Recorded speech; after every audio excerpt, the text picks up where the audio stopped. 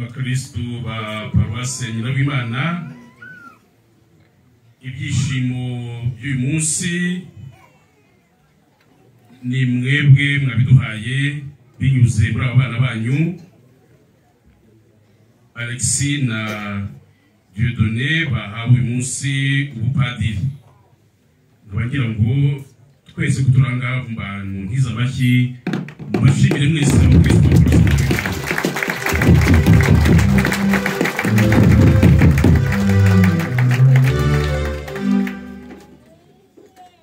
nyuma y'inyigisho twakurikiye yitangwa ry'ubupadiri, ndumva nta yandi magambo menshi nakongeraho kuko yonyine irahagije.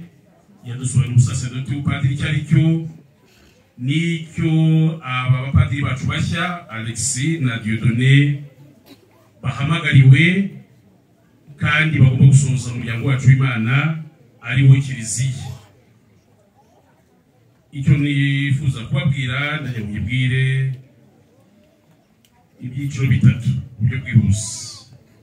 Abapadiri bacu birumvikana, ababyeyi bababyaye, natwe umuryango w'Imana nka Kiliziya twese. Ndaje mu bena mbere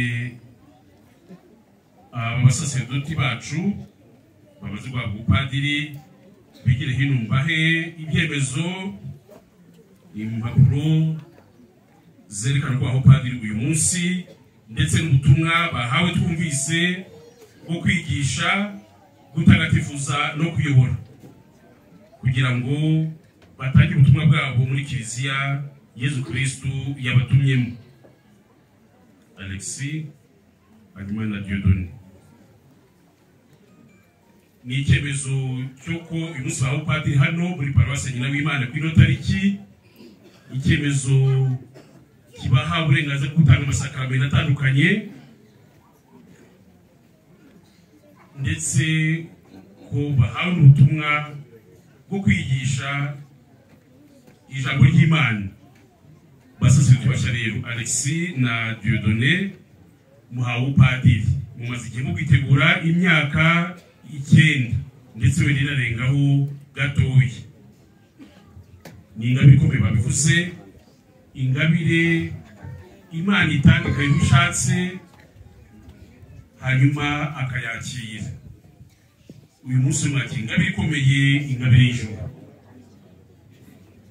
Nk'uko twabivuze twabyumvise namwe kandi mwabyivugiye, ntabwo ari ingabire duhabwa kubera ko tubikwiye cyangwa kimwe se twayishatse ku bwacu, ahubwo ni ingabire n'impano y'Imana. Ariko Imana iraduha, natwe ikadusaba kwakira, tukabashimira ko mwakiriye iyo ngabire. Mwumvise yuko Nyagasani abamagara, mwemera kumwitaba no kumwiha no kumwituraho ituro rikomeye ryanyu bwanyu bwite. Ndagira ngo mbasabe kandi mbibutse yuko ibyishimo byanyu basaserdoti nuko muzahora mwishime kuba mwarihaye Nyagasani, mukitanga mwese mukamwiha kugira ngo abagire abagabuza amabanga ye. Muzajye mwibuka mu gihe ko mwihaye Imana, ko mwayihaye ntacyo musize inyuma, mwese ko mwamwihaye. Ibyo bizababera isoko y'ibyishimo mu busaserdoti bwanyu. Umusaserdoti arangwa n'isengesho, iri sengesho rimufasha kunoza umubano n'Imana.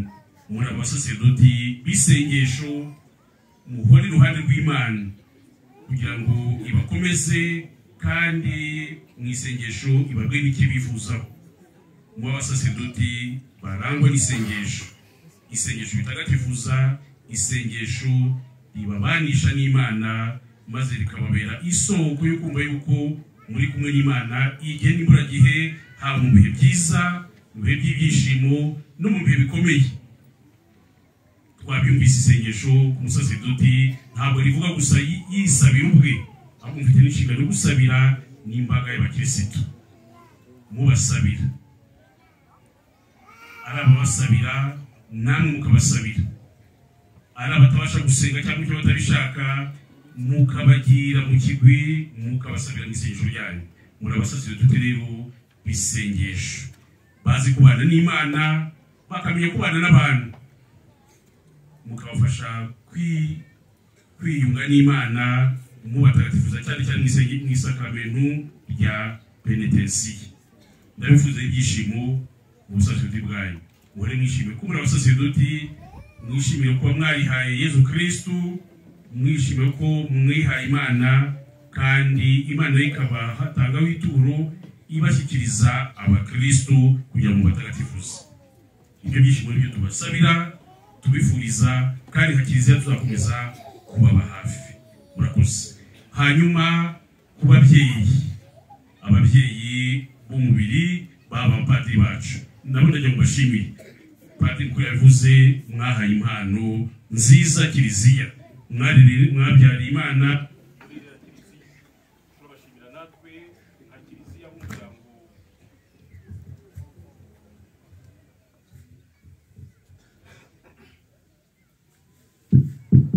Turabashimira nk'umuryango w'Imana na Kiliziya kwiyo mpano nziza mwahaye Kiliziya, mwigishije muri abana banyu Alexis na Dieudonné.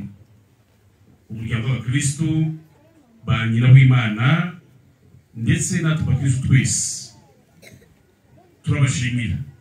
Burya umuryango w'Imana paroisse diocese nibyo tutanga amasakramentu tukamubara kwiyongera, ariko ikigaragaza ko umuryango w'Imana paroisse wakiriye koko ijambo ry'Imana nuko utanga n'abasaserdoti.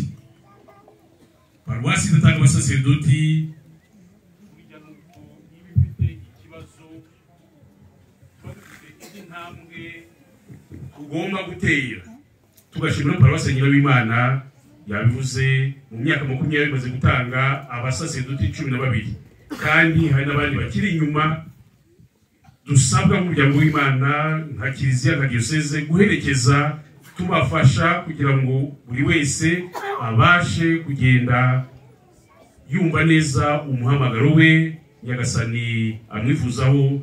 Tubafashe, tubagira inama, tubafashe, tuba hafi kugira ngo buri wese abashe kugenda kuko yumva inzira arimo yo kugana Imana, kuba umusaserdoti ndetse n'ubundi buzima bw'abegura Imana. Namwe bakristo ba nyina w'Imana ndabashimiye, mufashe mbashimire ndabashimire mu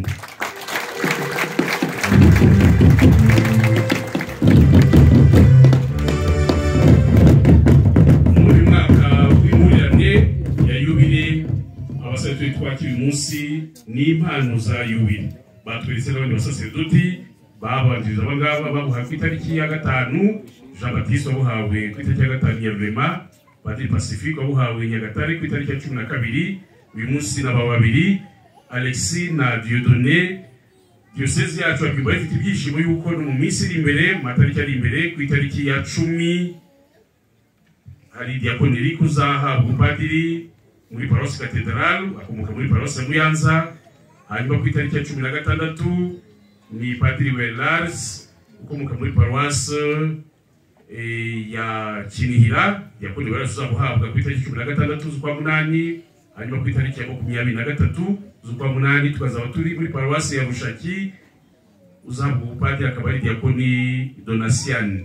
Abo bose rero babatweretse mu kanya, tukomeze kubaherekeza n'isengesho ryacu kugira ngo azabe abapadiri beza bakunda Imana, bakorera Kiliziya, kandi buri munsi bihatira guhuza ubuzima bwabo bwa gisaserdoti n'amasezerano bakoreye Imana hano imbere yacu.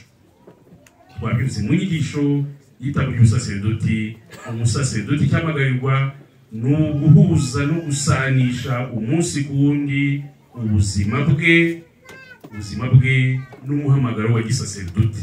Aho ngaho niho bavoma ibyishimo, izuba ryaba riva, imvura yabigwa, haba mu gihe cy'umwijima, mu bihe byiza, mu bihe bibi.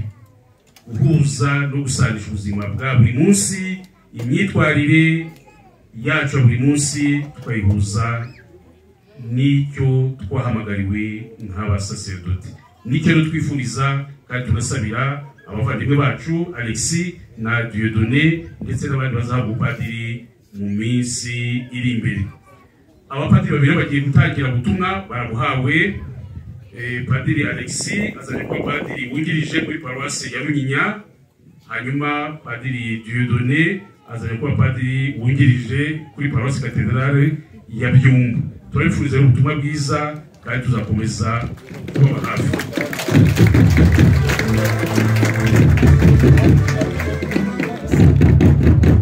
Reka rero dusoze kitaba Eucharistia dusaba umugisha w'Imana.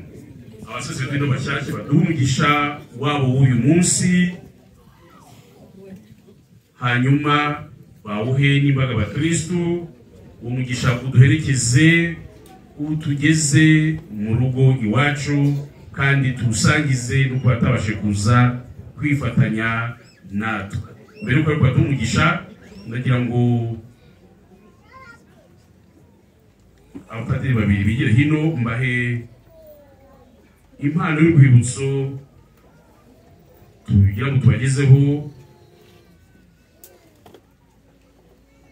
Bigire hino ni ibitabo twabyumvise umusaserodoti afite mu butumwa bwe n'ukwigisha imbaga y'Imana, kugira ngo ibitabo bizajya bibafasha gutegura inyigisho zabo bagomba kugeza ku bakirisitu, ijambo ry'Imana.